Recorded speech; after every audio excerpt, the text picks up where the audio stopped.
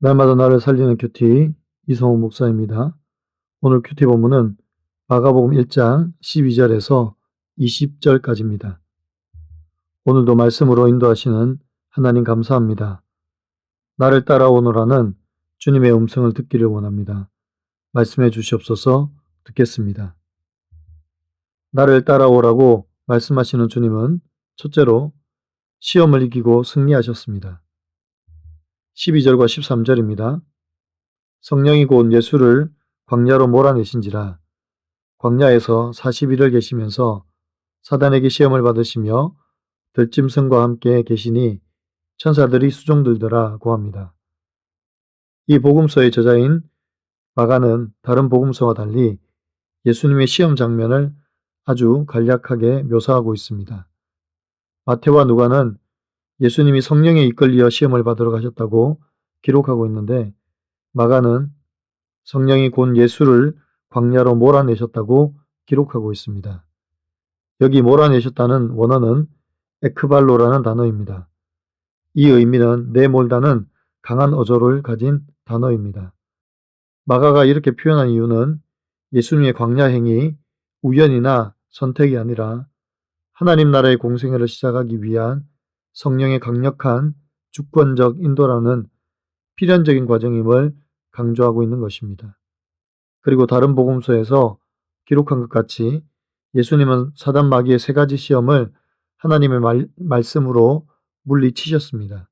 그리고 승리하셨습니다. 그런데 마가는 이런 과정을 모두 생략하고 13절에서 천사들이 수종들더라고 표현하고 있습니다.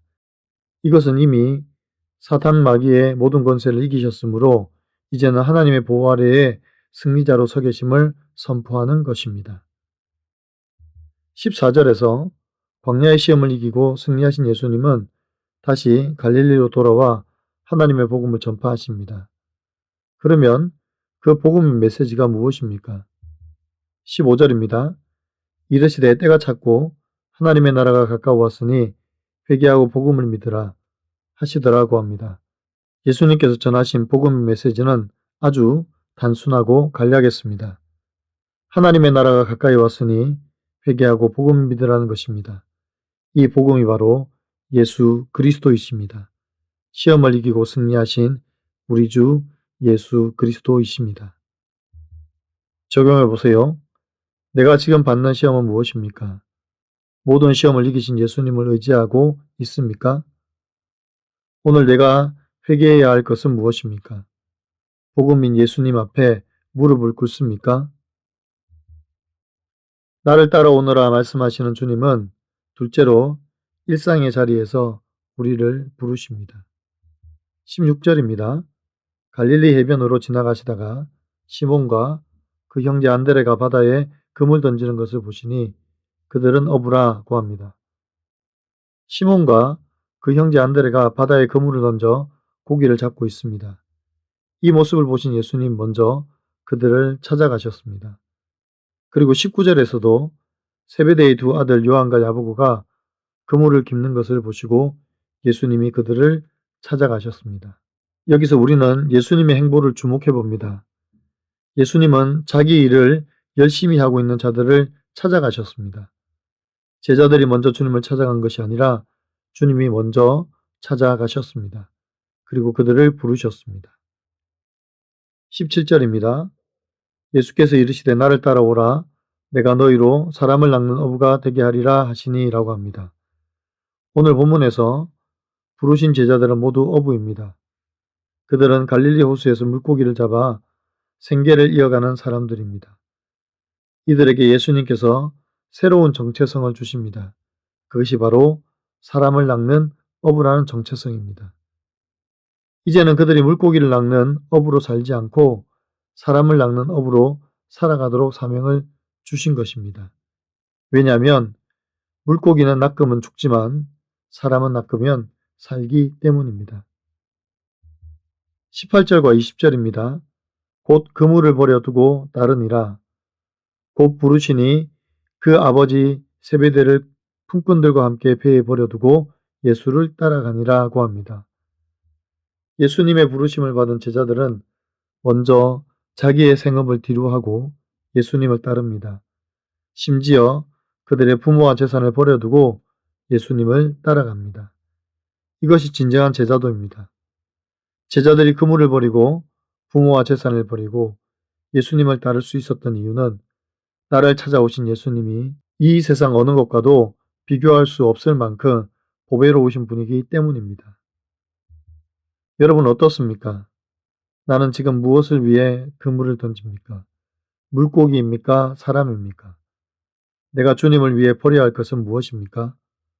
버리지 못하고 아까워하는 이유는 무엇입니까? 오늘 큐티의 묵상 간증은 질서 순종의 광야라는 제목의 한 성도님의 묵상 간증입니다.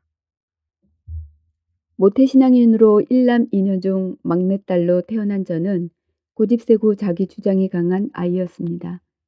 그러다 보니 친오빠와 자주 부딪혔는데 그때마다 제가 괴롭힘 당하는 것 같아 억울했습니다.